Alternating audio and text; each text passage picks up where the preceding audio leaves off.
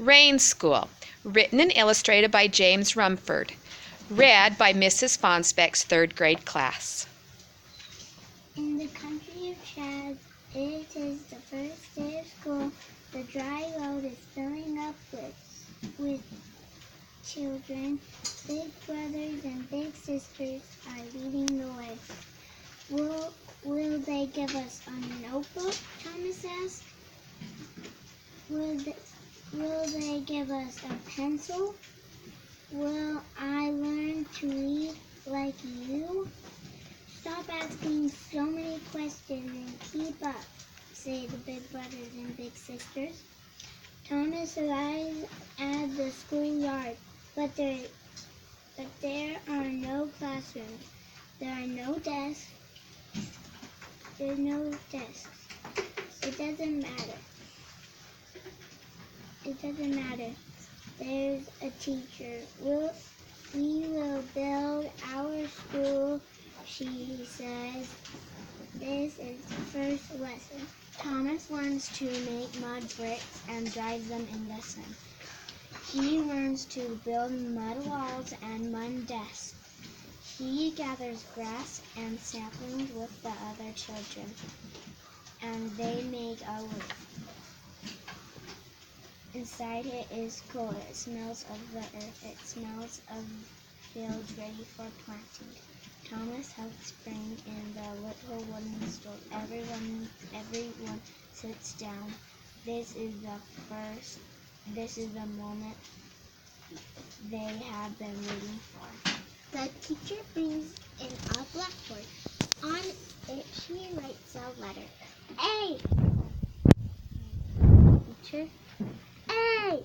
Says Thomas with the other children. The teacher writes the letter with big words.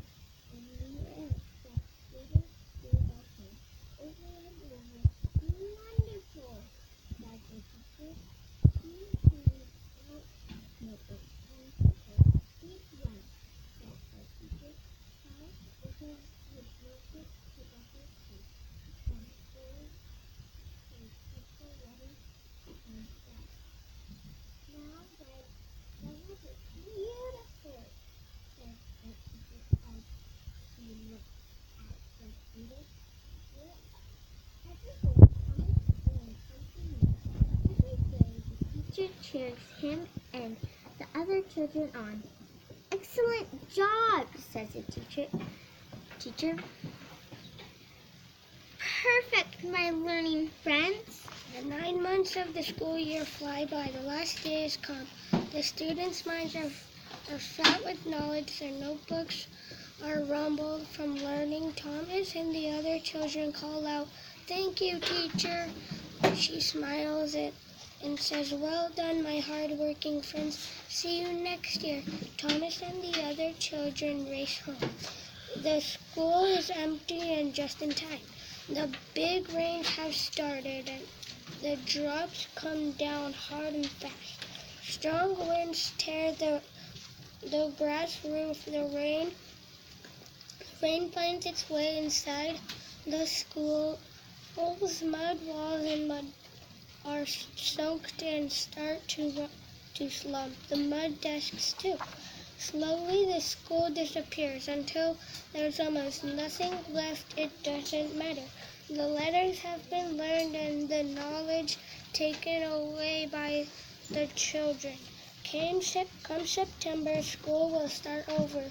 Thomas will be a big brother then, leading the children on the first day to school. They will all stand in front of their smiling teachers, ready to build their school again.